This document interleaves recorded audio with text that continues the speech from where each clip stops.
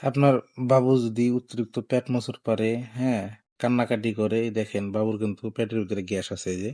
তো এরকম যদি কান্নাকাটি করে দেখবেন পেট মোচড় পড়ে বাচ্চা, তাহলে আপনার বাচ্চাকে কিন্তু ব্যায়াম করাইতে পারেন এবং বাচ্চাকে নিবেন, এভাবে শোয়াই দিবেন। শোয়াই যে ২ পাটা ধরবেন, ধরে এই যে এরকম, এরকম, এরকম, এরকম করবেন। আর কিছুক্ষণ পর, পর এই যে হালকাভাবে এরকম করবেন। বাচ্চা কিন্তু দেখবেন যে মানে এরকম, এরকম করবেন, হ্যাঁ? তারপর হচ্ছে হালকাভাবে এই যে বাচ্চা কিন্তু গ্যাস বের হইতেছে, হ্যাঁ? এই যে এইভাবে এই যে বাচ্চা গ্যাস বের হইতেছে। দেখেন। তাহলে কিন্তু দেখবেন যে বাচ্চা মানে সুন্দরভাবে ঘুমাবে।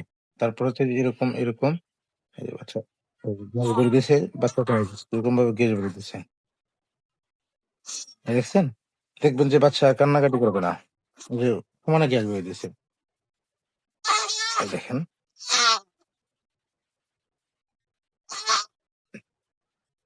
আচ্ছা, পেটে গ্যাস ছিল একটু হালকা, দেখেন অনেকটা কমে গেছে। মাঝে, মাঝে এরকম, এরকম, এরকম করবেন।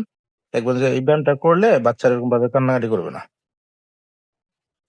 তারপরেও যদি বাচ্চা কান্নাকাটি করে, তো বাচ্চাটাকে কোলে নিবেন, অথবা মানে বাচ্চাটাকে নিবেন, নিয়ে আপনার দেখা যাচ্ছে যে বুকের উপরে নিতে পারেন, বা ঠ্যাং অথবা ঠ্যাঙের উপরে এইভাবে রাখবেন।